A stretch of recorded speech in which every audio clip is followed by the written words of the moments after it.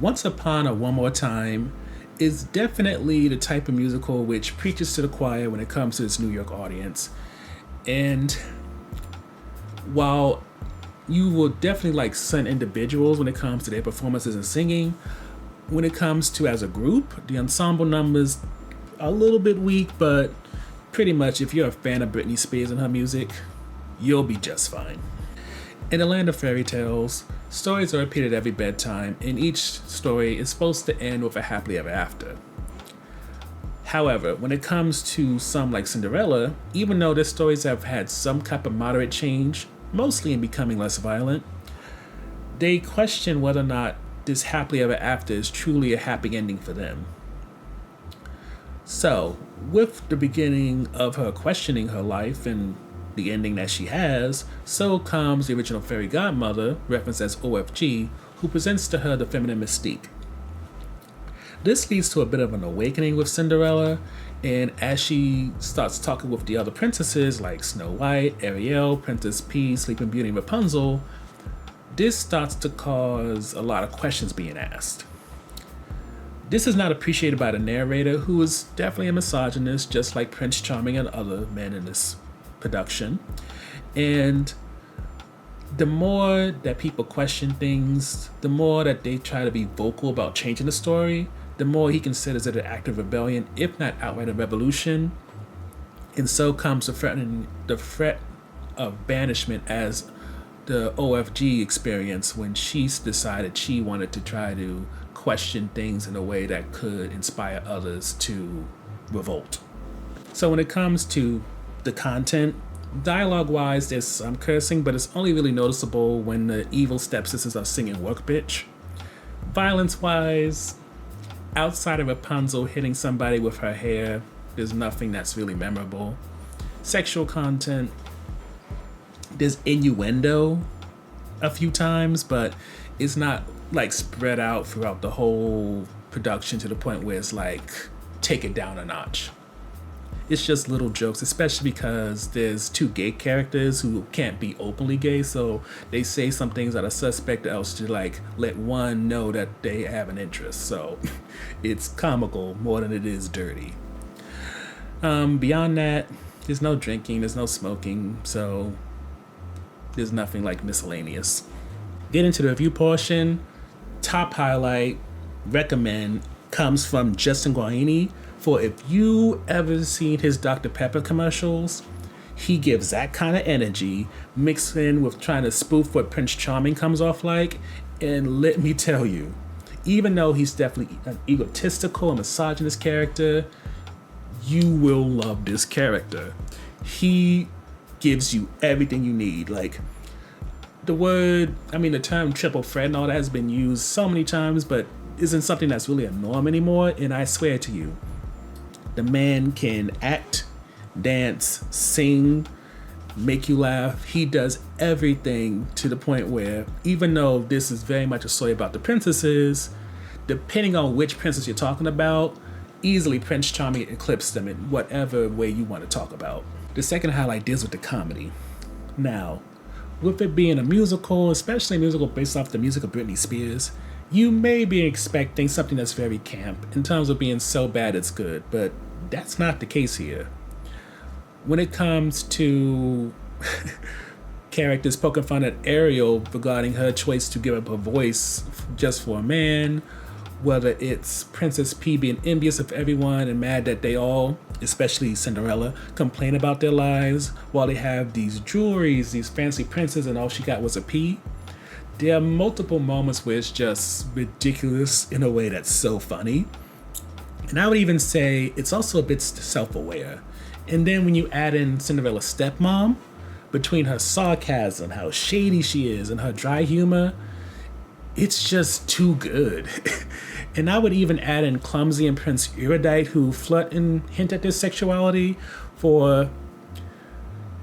I would definitely say when it comes to the comedy, Once Upon a One More Time is not for everybody, but when it comes to the people it was made for, it knows how to hit their funny bones repeatedly.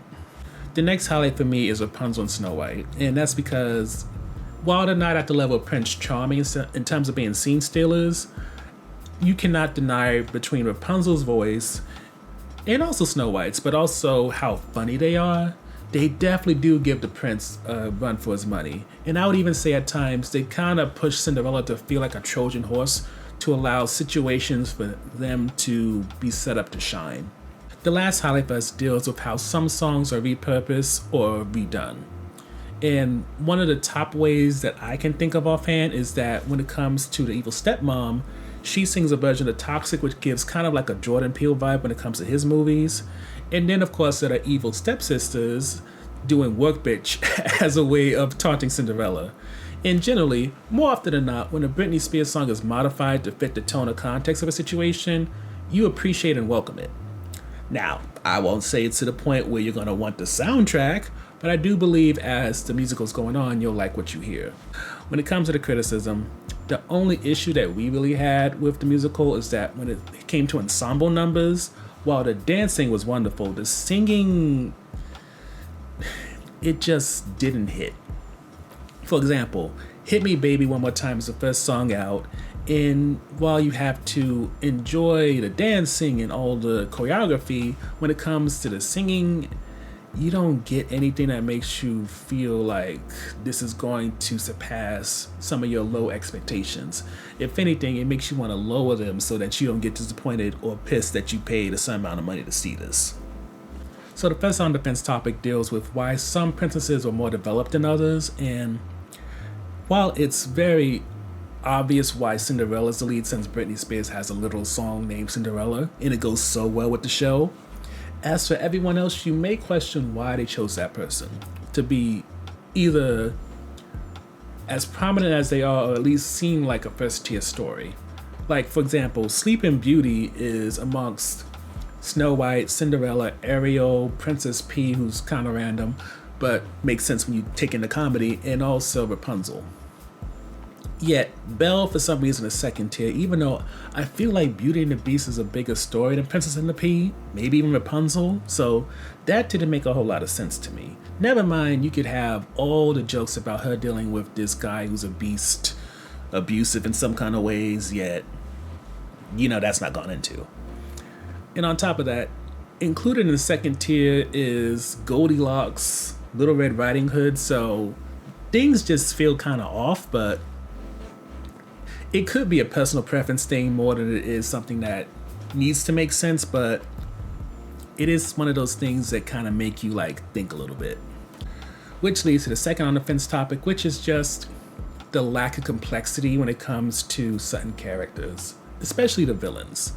Like when it comes to the heroes, you can tell that One More Time wants to play up the fact that it's playing in New York, mostly to liberals, likely also gay people in the audience, and also people who are into musical theater. So when it comes to Snow White, who kind of has this dumb blonde appeal, even though it's played by a black woman, they know how to play that up in order to get a laugh. When it comes to Rapunzel, who's, sassy, got long hair and all that, kind of can play the sassy black woman type, they know how to play that up in order to get laughs.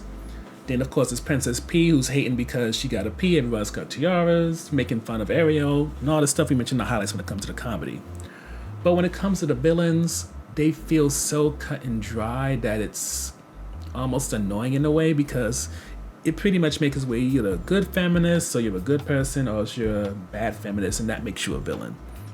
And the only one who kind of breaks away from that is the evil stepmom, because, as the OFG says, she did what she could with what she thought she had. And that allows you to understand that all of her working against Cinderella, her manipulation of the narrator, and all that stuff, it's because that's the only way she knew how to get some form of power. And that is by taking down other women and trying to appeal to men and their weaknesses, particularly their ego. As for everybody else, Prince Charming, they try to give some weak ass, this is how he was written type of thing, but considering how everyone's involved without having to deal with the whole way they were written thing, it's a very weak explanation.